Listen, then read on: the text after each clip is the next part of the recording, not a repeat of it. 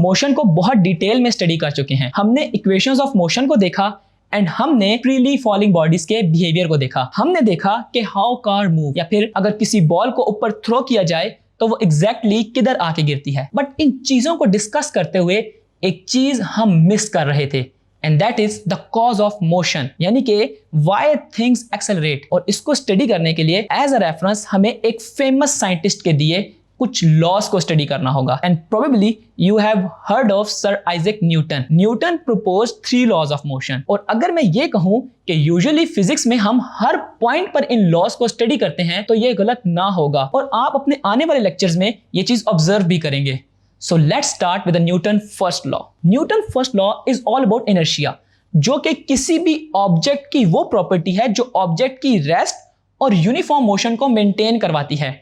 And first law stated that an object in motion will remain in motion and an object at rest will remain at rest unless acted upon a force। देखें, ये book अभी table पर at rest है और ये rest पे ही रहेगी until मैं इस पर कोई नेट फोर्स ना लगाऊं। मैं अभी नेट फोर्स को आगे एक्सप्लेन करता हूं।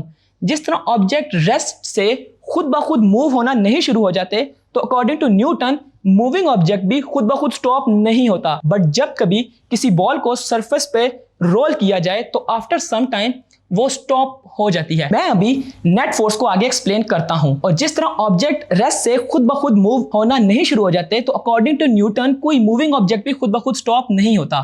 बट जब कभी किसी बॉल को सरफेस पे रोल करते हैं तो आफ्टर सम टाइम वो रुक जाती है। ये जो रुकती है बॉल, इसकी मेन वजह होती है फ्रिक्शन।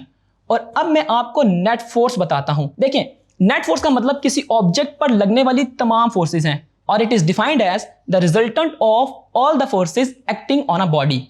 देखें, ये जो बुक है इसके बारे में अगर हम किसी लेमैन से पूछें कि इस बुक पर कोई फोर्स या फोर्सेस लग रही हैं, तो वो पर्सन जिसको फिजिक्स की ज्यादा नो हाउ नहीं है तो वो यही कहेगा नो, इस पर कोई फोर्स नहीं लग रही। बट आप कहेंगे कि इस पर कोई नेट फोर्स नहीं लग रही। फोर्सेस तो लग रही हैं। देखें, जो वेट इसकी ग्रेविटेशनल फोर्स कहलाती है वो डाउनवर्ड डायरेक्शन में लग रही है, and the other one is the normal force, जिसको हम रिएक्शनल फोर्स भी कहते हैं। ये एक दूसरे को बैलेंस कर रही हैं।